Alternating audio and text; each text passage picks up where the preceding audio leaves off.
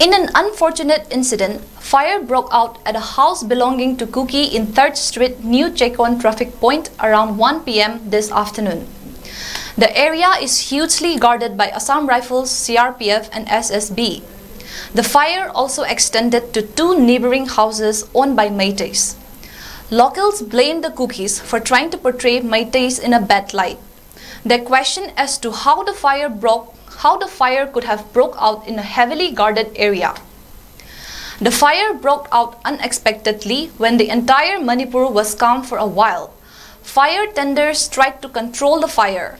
Most of the house have "This property belongs to Khoibu Maring, Naga community" written at their gates.